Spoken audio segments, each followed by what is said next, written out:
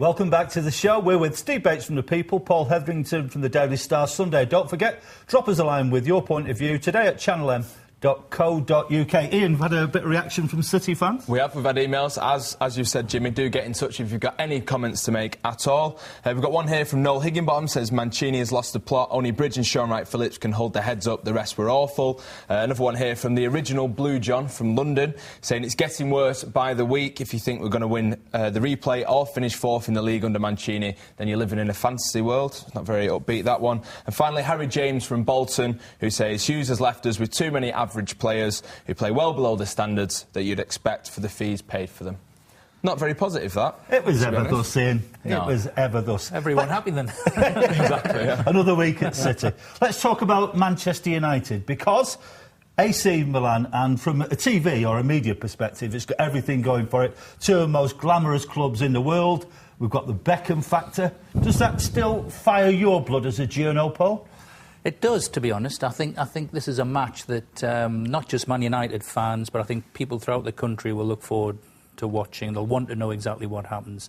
As you say, two of the great names in European football, two of the most successful clubs we've ever seen in Europe.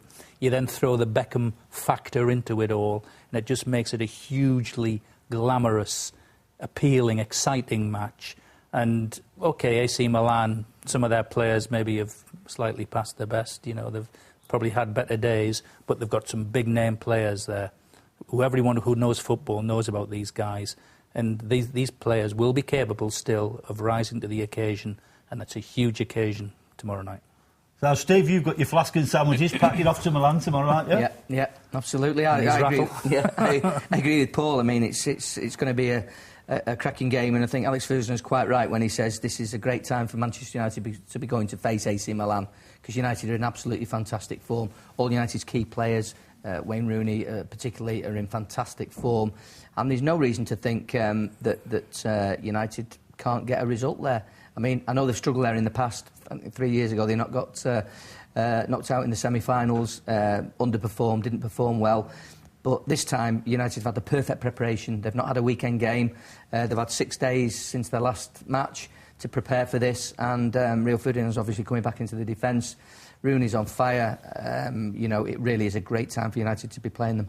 Well, one thing they haven't got is Vidic, which we'll come back to in a second. But, Ian, as a journo, how do you feel about this Beckham factor? Because in the same way that a lot of the other AC players are getting past the bit, isn't he a bit past it now?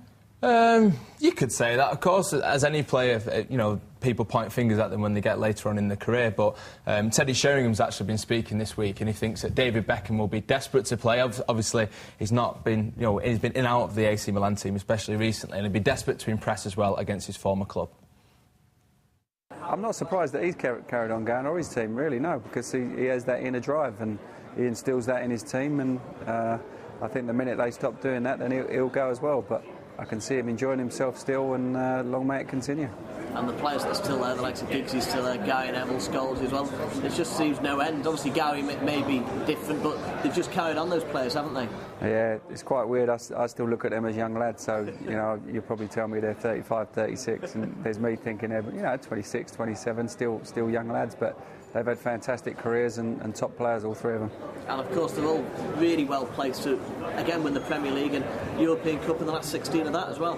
Yep. Fully expected, though, Man United, isn't it? And the way Sir Alex gets his teams prepared for each season, and they're in a lovely position again in a Carling Cup final as well. I know it's not everything, but more medals, more glory, and more big games to look forward to and look back on at the end of your career.